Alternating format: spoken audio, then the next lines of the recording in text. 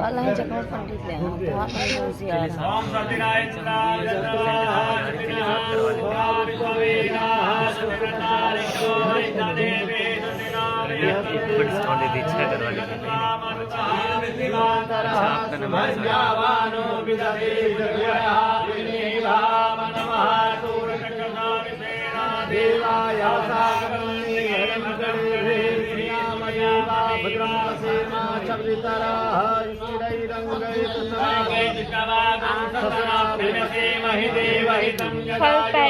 पहले स्टार्टिंग में भाभी आगे थी, अभी भैया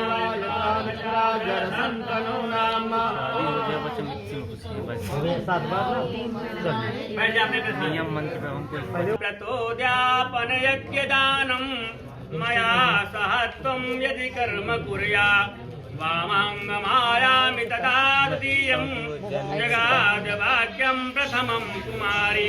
कन्या जो है पहले वचन कहती है कि हम आप घर चल रहे हैं, वहाँ पर कोई भी तीर्थ व्रत यज्ञ उद्यापन दान कोई भी कर्म कीजिए तो उसमें मुझे भी अपने संग में रखकर करना स्वीकार कीजिए। मैं आपके वाम भाग में आने के लिए तैयार हूँ। कन्या जो है दूसरे वचन कहती है कि हव्य प्रदान रमरान पितरन कव्य प्रदान यद पूजयेथा वामांगमायामि तथा द्वितीयं जगाद कन्या वचनं द्वितीयं।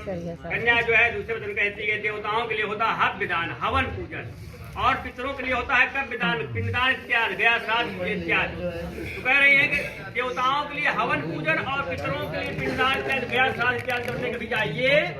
मुझे भी अपने संग में कीजिए तो मैं आपके वाम भाग में आने के लिए तैयार हूँ। कन्या जो है तीसरे वचन कहती है कुटुम्ब रक्षा भरणं यदि कुर्या पशूनां परिपालनं च वामांगमायामि तृतीयं जगाद कन्या वचनं तृतीयं।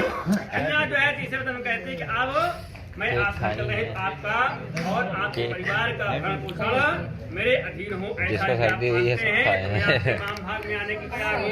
कन्या जो है चौथे वचन कहती है यायज्ञयोधान्य धनादिका नाम दृष्ट्वा निवेशं च गृहं निदध्या वामांगमायामि तृतीयं जगाद कन्या वचनं चतुर्थकम्। कन्या जो है पांचवें वचन कहती है आप जो है आए धन कमाइए और कमाने के बाद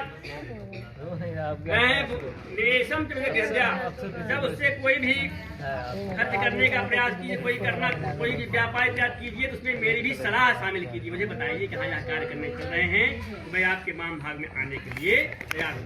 कन्या जो है पांचवें वचन कहती है देवालया राम तड़ा कूपा वापी विदध्या यदि पूजयेथा वामांगमायां तृतीयं जगाद कन्या वचनं च पंचमं। कन्या जो है पांचवें वचन कहती है कि आप जो है धन को कमाइए, कभी मौके से बच जाए खर्च के अलावा तो आप मंदिर बनवा दीजिए, बाग बगीचा लगवा दीजिए। जब कभी मंदिर इत्यादि बनवाने का मौका लगे मंदिर में पूजा प्रतिष्ठा इत्यादि कीजिए जब मूर्तियों की, तो उसमें मुझे भी अपने संग में रखकर करना स्वीकार कीजिए तो मैं आपके वाम भाग में आने के लिए तैयार हूँ। कन्या जो है छठे वचन कहती है देशांतरेवा स्वपुरांतरेवा यदा विदध्या क्रय विक्रय त्वं वामांगमायामि तृतीयं जगाद कन्या वचनं च षष्ठं। कन्या जो है छठे वचन कहती है कि आप चाहे देश में रहिए चाहे विदेश में रहिए, या कोई खरीदारी इत्यादि कीजिए, व्यापार इत्यादि कीजिए, या कोई धन कहीं पर लगाइए, निवेश कीजिए, उसमें मुझे बताइए, मेरी भी सलाह शामिल कीजिए। यदि आप ऐसा मानते हैं तो मैं आपके वाम भाग में आने के लिए तैयार हूँ। कन्या जो है सातवें वचन कहती है कि न सेवनीया यदि पार किया त्वया भवद्भामिनी कामनीति वामांगमायां तृतीयं जगाद कन्या वचनं च सप्तमम्। कन्या जो है सातवें वचन कहती है कि हमारे माता पिता ने दोनों पक्ष के ब्राह्मण नाई बंधु बांधव के समक्ष कन्यादान करना, तो हम जो है आपके साथ चल रहे हैं तो कोई भी स्त्री कितनी सुंदर क्यों ना हो, बड़ी हो तो माँ के समान, छोटी हो तो कन्या बिटिया के समान, समकक्ष हो तो बहन के समान समझना है, स्त्री का रूप मुझमें देखना है।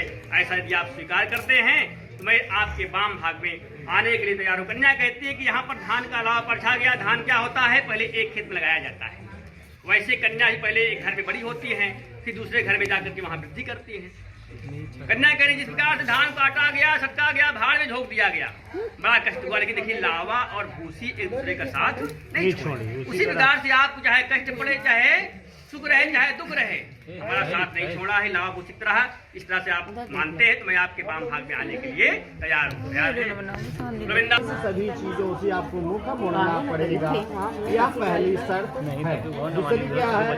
विष्णु विष्णु विश्वनाथ साक्षी बाबा जाति बांधवा पंचम समागतः।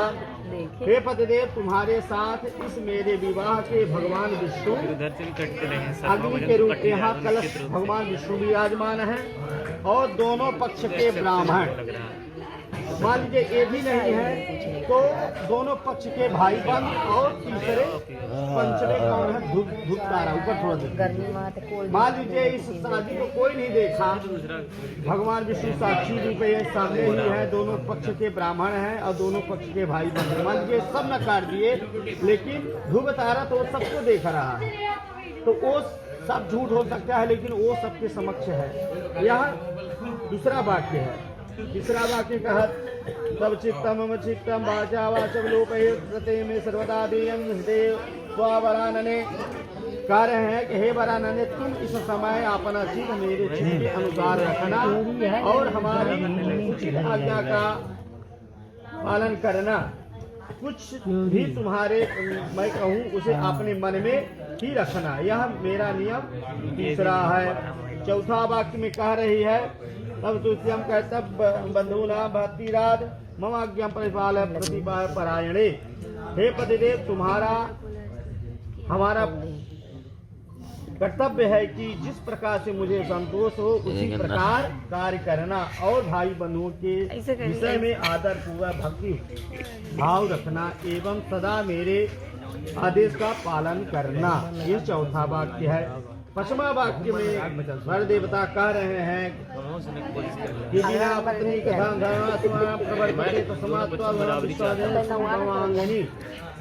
यह जो धर्म कार्य है यह गृहस्थ आश्रम है, दोनों को साथ साथ लेके चलना होगा।